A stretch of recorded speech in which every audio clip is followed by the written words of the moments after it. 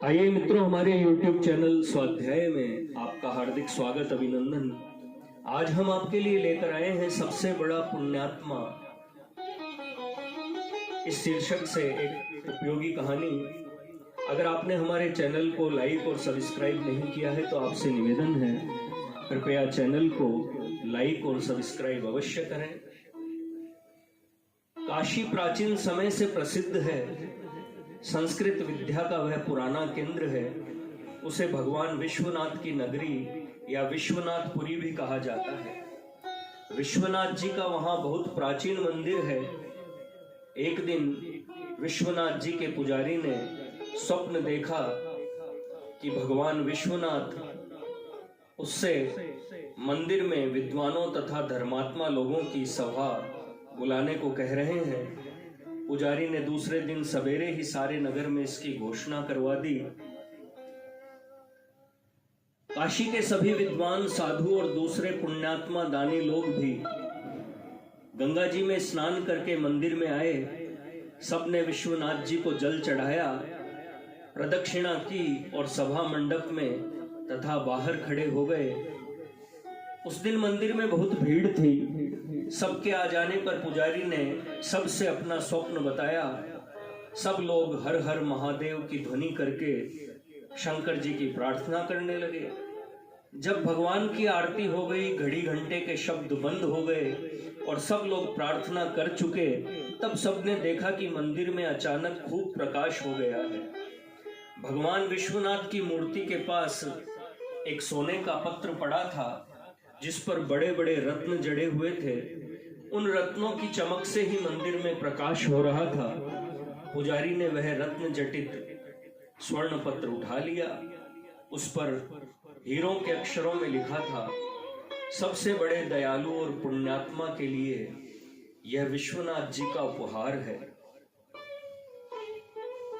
पुजारी बड़े त्यागी और सच्चे भगवत भक्त थे।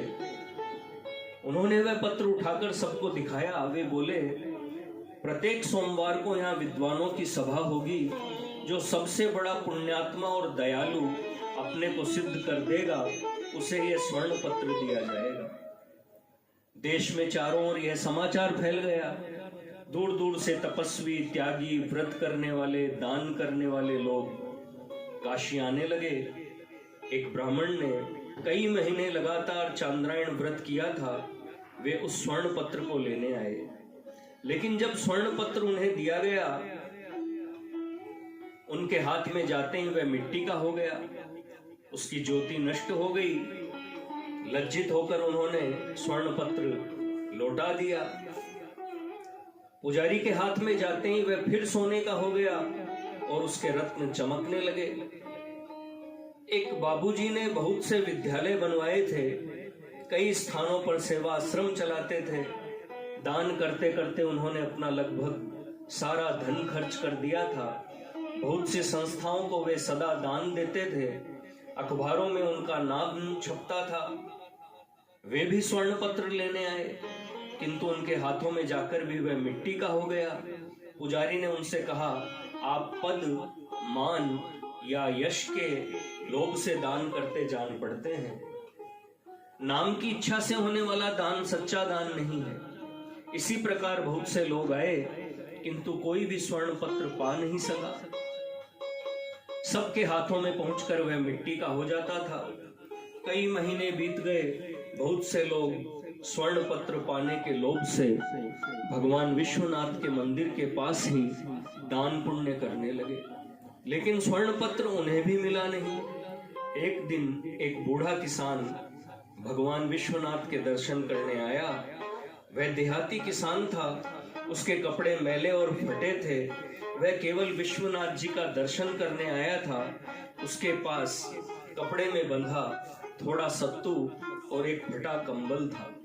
मंदिर के पास लोग गरीबों को कपड़े और पूड़ी मिठाई बांट रहे थे, किंतु एक कोढ़ी मंदिर से दूर पड़ा कराह रहा था।